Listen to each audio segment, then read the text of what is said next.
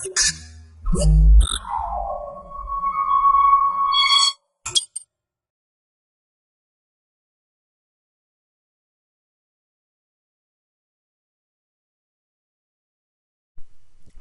to myprojectbazaar.com. Now we are going to discuss about the product detecting sleep disorders based on EEG signals by using discrete wavelet transform. Now we are going to discuss about the abstract for the process. Sleep stages classification is one of the most important methods for diagnosis in psychiatry and the neurology. This process discussed on the changes in the electrical activities of the human brain related to the distinct sleep disorders. Hence, the EEG data has been collected from the Synode database. The purpose of this research is to detect the different human sleep disorders through the EEG signals with time frequency analysis by receiving the information from the internal changes of brain state. For this purpose, 7 different disorders have been specified, such as sleep breathing disorder, rapid eye movement, behavior disorders, then the periodic leg movement disorders, or etc. Hence, the several EEG records have been collected from this sleep disorder and then they analyzed by using the wavelet transform. Hence, the useful of the discrete wavelet transform is used to extract the different significant features from the analyzed signals by computing the sub-band coefficients and evaluating the statistical measures like energy variations, wavelength, and standard deviations, which are used to detect the different sleep disorders. Hence, the DWT is more stable and then the more reliable. Now we are going to discuss about the flow diagram for the process. This is the overall flow structure for the process. At first, the input signal is taken from the dataset. The dataset is the folder which consists of the several dataset signals which contains the both sleepy and then the normal datas. After the getting input signal from the dataset, the pre-processing is carried out. In this pre-processing steps, we have to convert the single signal into an alpha, beta, gamma, delta, and theta signals. After converting these 5 signals, the feature extraction is carried out.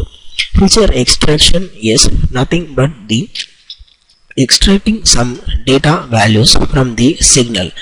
So, for extracting the features, we using the DWT, that is the discrete wavelet transform is used to extract the features. After the extracting the features, the collected features are undergone for the process of classification. This classification step we using the multi-SVM classifier to detect the whether the input is sleepy or normal. So for the multi-SVM we have to give the inputs like test feature, train feature, and target. Test feature represents the feature of the input signal. Train feature represents the feature of the dataset signals. For example, if I have the 20 dataset signals, means that 20 dataset signals will be extracted by using the DWT feature, that is the train feature. After that, the target will be placed. Target is nothing but the normal or sleepy. Here we have the 2 targets. First one is the normal and then the second one is the abnormal. So by giving these 3 input for the SVM, the output will be displayed as an normal or sleepy. For example, if the normal signal is given as an input, means it will be classified and then the result will be displayed as an normal. Or otherwise, the input signal will be a sleepy signal, means the display will be give the result like a sleepy signal. After that, the performance will be estimated by using the performance metrics like energy, variance, standard deviation, PSNR, and MSE. By using these parameters, we can justify our process is efficient or not. Now we are going to discuss about the initial running procedure for the process. At first, open the MATLAB 2015 and change the current directory. If you want to execute the code means just right click in the main underscore GUI.em and select the option run. Now the initial GUI design was open after running the main file. Now select the input signal from the dataset. After the selection of the input signal from the dataset, the corresponding signal is shown in the axis 1 with the title input signal. After that, the pre-processing will be done.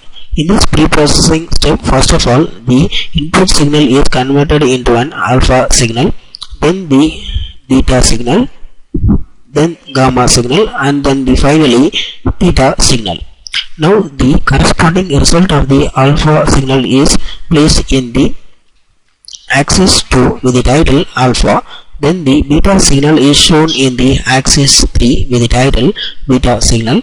Then the gamma signal is plotted in the axis 4 with the title gamma. Then the last signal is, that is the theta signal, is plotted here. After that, the feature extraction will be carried out for the alpha, beta, gamma and theta separately. Hence the features of the alpha signal is in the tabulated 1, then in the tabulation 2 the beta signal feature is shown, then the gamma signal feature is shown in the tabulation 3, then the theta signal is shown in the tabulation 4. After that, finally the classification will be done. This classification process, it will be shown the results as a normal signal. Hence the input is the normal signal. After that, click the button performance estimation.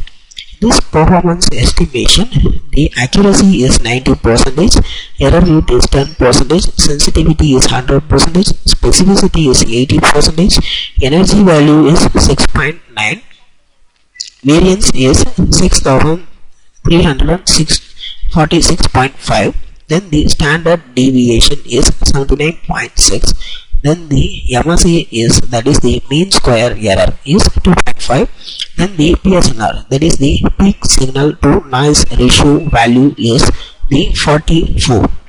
Hence this is the overall performance results shown in this table.